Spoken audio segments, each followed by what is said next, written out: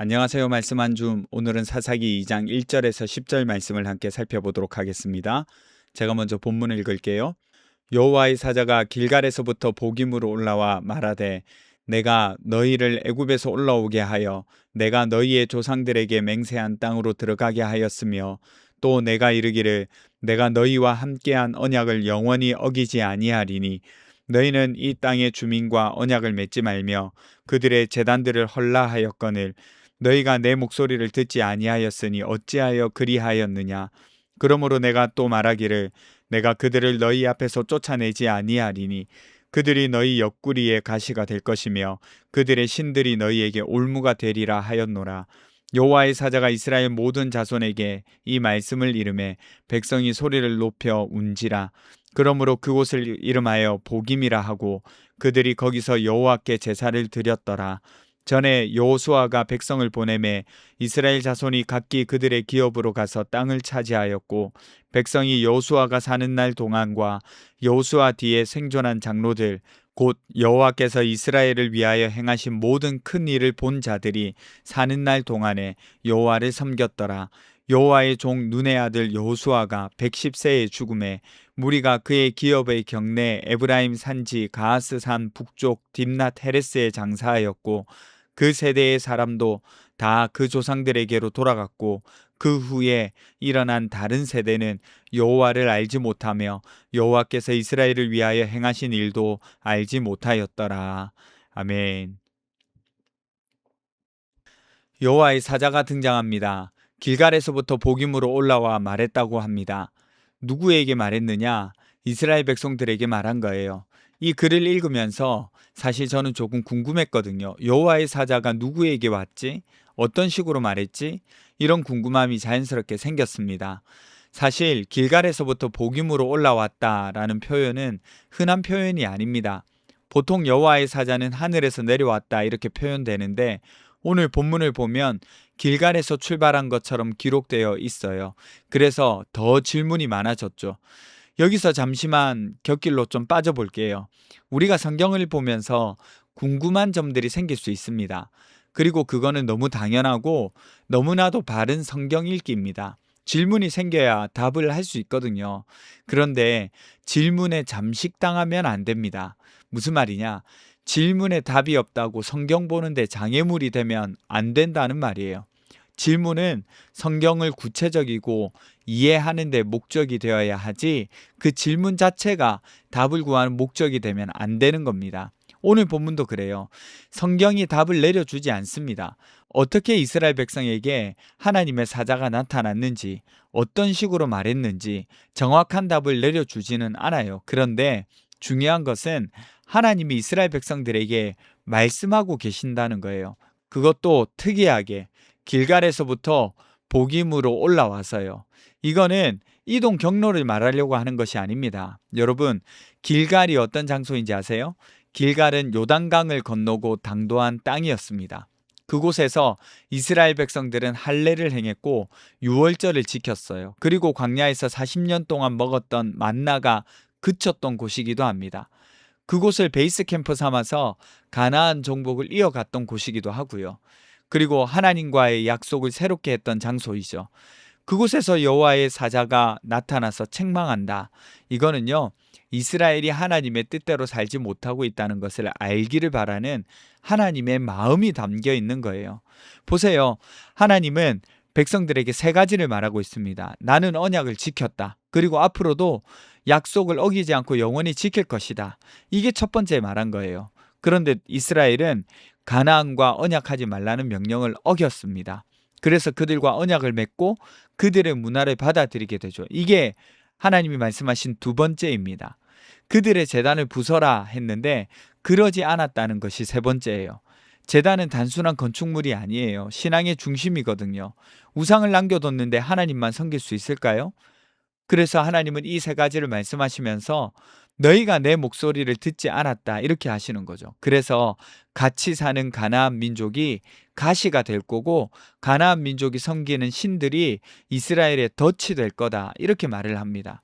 사사기를 읽어보신 분들은 아시겠지만 사실 사사기 전체가 하나님의 이 말씀이 이루어지는 기록이라고 볼 수가 있거든요. 이 이야기를 들은 이스라엘 백성들은 울면서 하나님께 나아갑니다. 그래서 그곳을 복임이라고 이름 지었어요. 처음 나오는 지명인데 그곳이 어디인지는 정확하게 알 수가 없지만 복임이라고 울었다라는 것을 나타내는 장소는 분명합니다.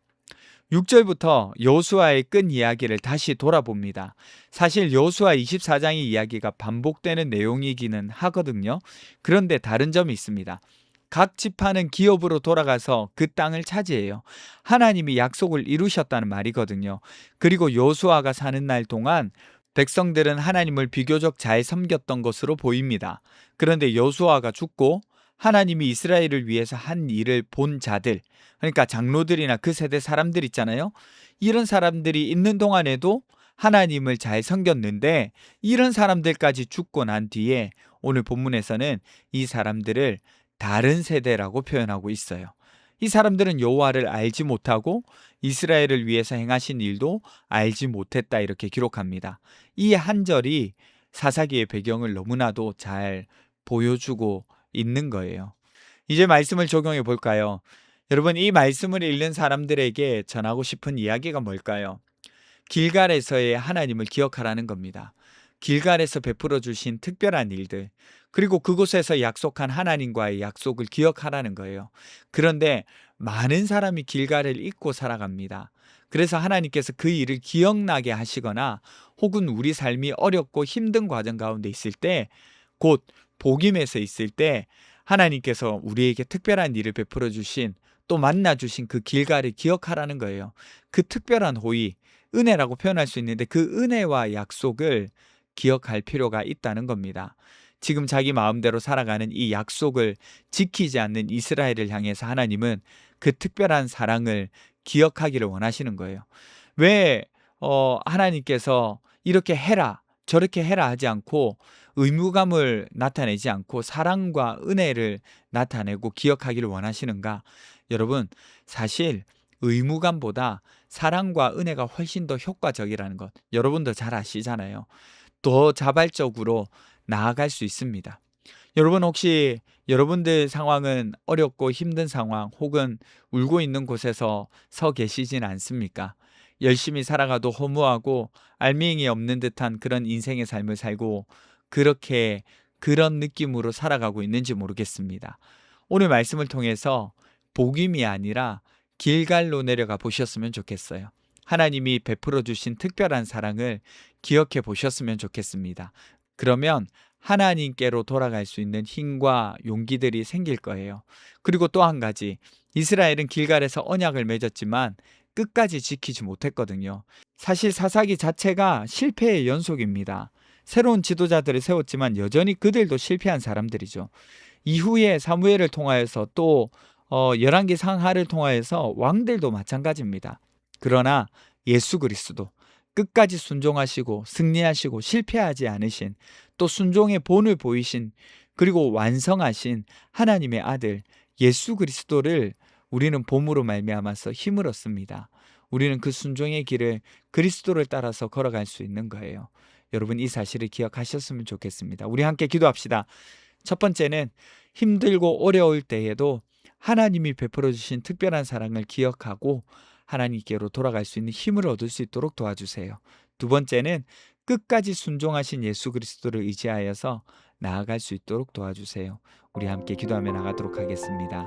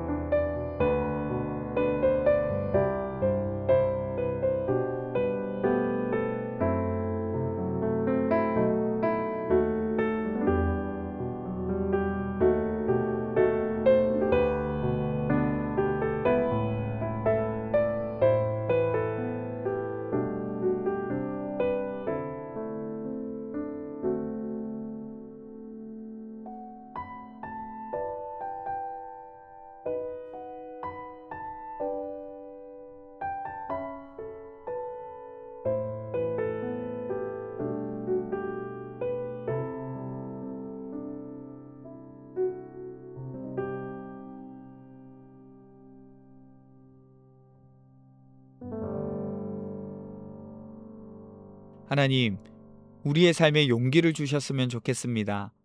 또 우리가 어렵고 힘들어서 울고 있을 때에 하나님을 기억하는 마음과 생각으로 하나님께로 돌아갈 힘을 얻었으면 좋겠습니다. 그리고 끝까지 순종하신 예수 그리스도를 의지해서 주님 앞에 나아갔으면 좋겠습니다. 오늘이 그런 날이 되게 하시고 마음에 위로받는 시간들 될 수 있도록 도와주세요. 감사드리며 거룩하신 예수님 이름으로 기도드립니다. 아멘. 여러분, 오늘 하루도 특별한 하나님의 사랑을 기억하며 나가는 힘없는 하루 되셨으면 좋겠습니다.